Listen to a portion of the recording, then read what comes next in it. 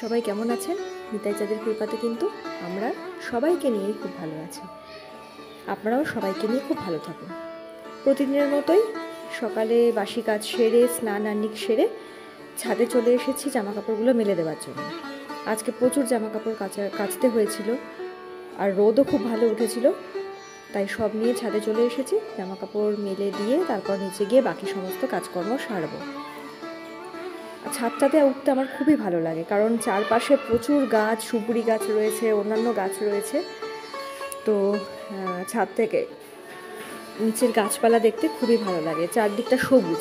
ছোটো ছিলাম যখন, তখন বাবা মারা বলতো ঘুম থেকে ওঠার পর চোখে মুখে জল দিয়ে সবুজ দেখবে, সবুজ দেখলে নাকি চোখের ব্যায়াম হয়, চোখ ভালো থাকে। তা আমরা সকালে ঘুম থেকে উঠে চোখে মুখে জল দিয়ে দাঁত ঠাত মেজে আর কি চোখে মুখে জল দিয়ে কিছুক্ষণ গাছপালার দিকে তাকিয়ে বসতাম, তারপরে পড়া শুরু করতাম এবং তারপর মা খাবার টাবার দিলে সেগুলো খেতাম। তো তারপরে যথারীতি উঠে স্নান টান সেরে স্কুল যেতাম অন্নপ্রসাদ পেয়ে। তো যাই হোক, আমার মোটামুটি কাপড় জামাগুলো মেলা হয়ে গেছে গল্প করতে করতে আপনাদের সাথে। তো আমি এবার নিচে যাব, নিচে গিয়ে বাকি কাজ সারবো। আজকে নিচে গিয়ে প্রথমেই যেটা করব সেটা হচ্ছে মোচা ছাড়ানোর কাজ।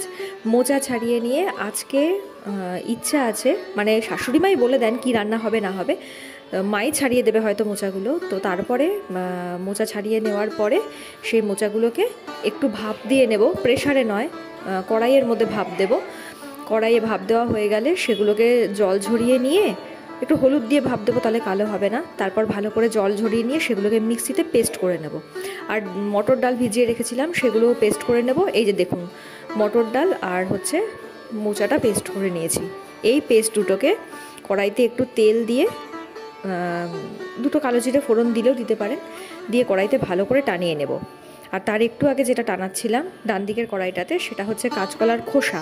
কাঁচকলার অনেক খোসা রয়ে গেছিলো, আগের দিন একাদশী ব্রত ছিল, কাঁচকলার খোসাগুলো রেখে দিয়েছিলাম। তো সেই কাঁচকলার খোসাগুলোকে প্রেশারে একটু সিটি মেরে নিয়েছি, একটা দুটো ভাপিয়ে নিয়েছি বলতে পারেন, খুব বেশি সেদ্ধ করিনি।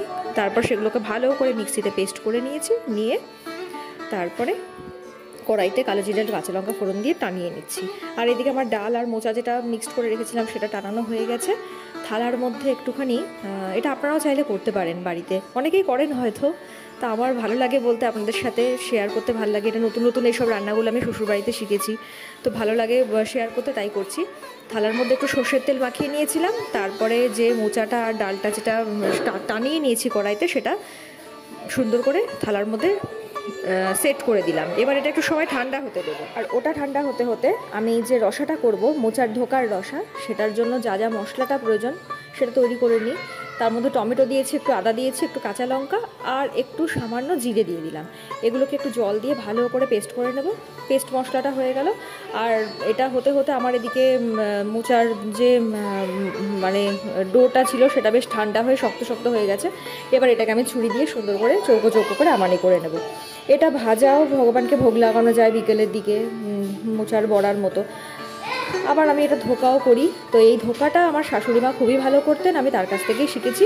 আমাদের বাড়িতেও এটা হতো, তবে ধোকা করে করে না মা এটা। আমাদের বাড়িতে এটা মটর ডাল দিয়ে মোচাটাকে মেখে নিয়ে বড়া করে রসা করতো। তো এটা আমি মায়ের কাছ থেকে শিখেছি এখানে এসে শ্বশুরবাড়িতে। বলতে পারেন এটা আমি আজকে যে করছি এটা প্রায় প্রথমবারই করছি। এর আগে আমি মোচার বড়া করে রসা করেছি, ধোকাটা খুব একটা করিনি, মাই করতে। তো আমার এবার ইচ্ছা করলো, মাসি দেখিয়ে দিল, তো আমি করলাম। তো এই যে দেখুন, ধোকাগুলো কি সুন্দর শক্ত শক্ত হয়ে গেছে। এগুলোকে তেলে ভেজে এমনি ভগবানকে ভাজা বড়াও ভোগ লাগাতে পারেন। বেশ ভালো লাগছিল যে পেরেছি মায়ের কাছ থেকে শিখে নিয়ে, তো চেষ্টা করছিলাম। তো এগুলো আমার বড়া রেডি, মানে বড়া ভাজার জন্য এগুলো রেডি। এবার আমি বড়াটা ভাজবো। বড়াটা ভাজতে থাকি। বড়াটা ভাজতে ভাজতে আপনাদেরকে একটা কথা বলি, সেটা হচ্ছে আপনারা আমার ভিডিওটার মধ্যে আশেপাশে বাচ্চাদের প্রচণ্ড আওয়াজ শুনতে পাচ্ছেন। আসলে এটা আমি স্কুলে অডিও রেকর্ডিংটা করছিলাম। টিফিন পিরিয়ডটাতে ফাঁকা বসে থাকি, তো আমি একটা ফাঁকা ঘর আছে স্কুলের একটুখানি দূরে, তো ওই ঘরটাতে চলে যাই। গিয়ে আমি টিফিন পিরিয়ডে বাচ্চারা তো খেলাধুলা করে, মিড ডে মিলের খাবার খায় কখনো।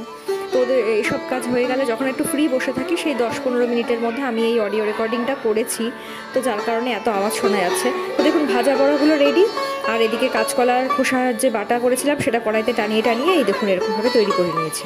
তো আমার রান্না কিন্তু মোটামুটি প্রায় শেষ হয়ে এসেছে। এই রসাটা আমি একটু মানে মোচার ধোকার রসাটা আমি এমনি নর্মাল রসাও করেছিলাম, আবার একটুখানি কালো জিরে ফোড়ন দিয়ে হালকা করেও করেছিলাম।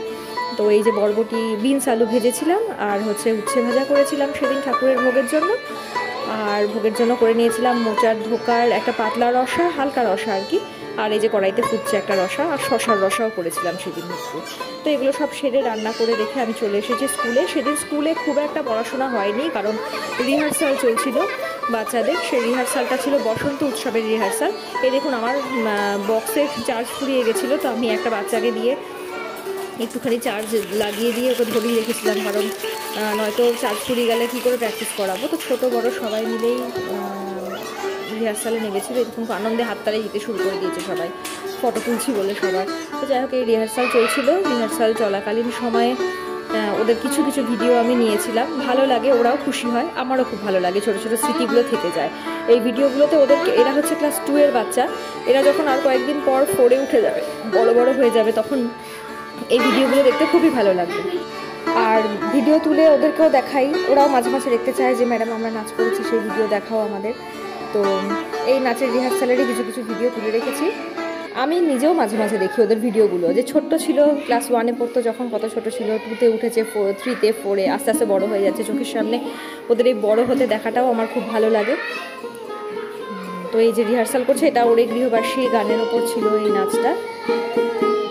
গানগুলো দিলে কপিরাইট হয়ে যায় বলে আমি দিতে চাই না, চেষ্টা করি, এখন আমি শিখিনি কীভাবে কপিরাইটটা তুলবো, তো ওই জন্য আমি গানগুলো দেইনি, শুধু ভিডিওগুলো শুধু পোস্ট করেছি।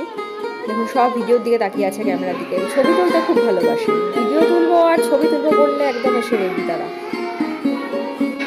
যখন ওদের আমি রিহার্সাল করাই তখন আমার সেই ছোটোবেলার কথাগুলো খুব মনে পড়ে। ছোটোবেলাতে যখন স্কুলেও প্রোগ্রাম করতাম, তখন স্কুলেও আমরা ক্লাসের শেষে এভাবে হয়তো লাস্ট পিরিয়ডটাতে কিংবা টিফিনের আগের পিরিয়ডে আমরা রিহার্সাল করতাম। ওদের খুব ইচ্ছা ছিল মাঠে গিয়ে একটু রিহার্সাল করবে, যেহেতু আমাদের প্রোগ্রামটা, বসন্ত উৎসবের প্রোগ্রামটা মাঠেই হয়েছিল।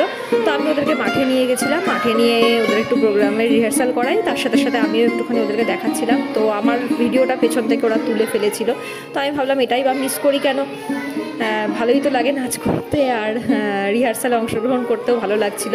তো চলো আমার ভিডিওটাও আমি দিয়ে দিয়েছি। নৃত্যানুষ্ঠানে অংশগ্রহণ করতে খুবই ভালো লাগে, কিন্তু আসলে হয়ে ওঠে না, প্র্যাকটিস হয়ে ওঠে না, করি না। ওদেরকে হয়তো তুলিয়ে দিলাম, কিন্তু ওরা খুব জোর করে করার জন্য একটা নাচ ওদের মধ্যে। তো এবার বসন্ত উৎসবে আর করে উঠতে পারিনি প্র্যাকটিস, এবার আর হবে না হয়তো, দেখি নেক্সট বার পারলে করব। তো এইভাবে রিহার্সাল আমাদের চলতে থাকছিল, প্রায় শেষের দিকে রিহার্সাল, একটু পরে ঘন্টা পড়ে যাবে, আমাদের ছুটি হয়ে যাবে। সবাইকে কে কে কী পোশাক পরবে বলে দিয়েছিলাম, ছোটো ছোটো বাচ্চাগুলোকে সবাইকে বলেছিলাম হলুদ জামা বা রঙিন জামা পরে আসতে। যারা বড় তাদেরকে বলেছিলাম হলুদ শাড়ি যেন তারা পরে আসে। নাচ যারা করছিল তাদেরকে তো বলেইছি হলুদ শাড়ি পরার জন্য। তো এইসব মিলিয়ে কালকের দিনটা খুব রঙিন হতে চলেছে, সেটা বুঝতে পারছি। আসলে আমরা যখন ছোট ছিলাম তখন টিচাররা যখন কোনো উৎসব অনুষ্ঠানে আমাদেরকে অন্য কোনো কালারের ড্রেস পরে আসতে বলতেন, বিশেষ করে শাড়ি পরে আসতে বলে তো আনন্দের সীমা ছিল না, আমরা সেজে গুজে শাড়ি ঠাড়ি পরে চলে আসতাম স্কুলে। তো সেই সময়গুলো আমিও ফিল করি যে ওদেরও হয়তো ইচ্ছা করে রোজ রোজ স্কুল ড্রেস পরেই তো আসে, তাহলে এই উৎসব অনুষ্ঠানের দিনগুলোতে যারা নাচ করবে তারাই শুধু রঙিন জামা কাপড় কেন পরবে, আর যারা করবে না তারা কেন পরবে না? তাহলে তাদেরও তো পড়তে ইচ্ছা করে, তাই না? নাচটা হয় নাই বা করলো। তো এইসব মিলিয়ে কালকের দিনটা খুব ভালো হতে চলেছে। কালকে ভিডিও নিয়ে আবার আসবো। আজকের মতো জয় নিন।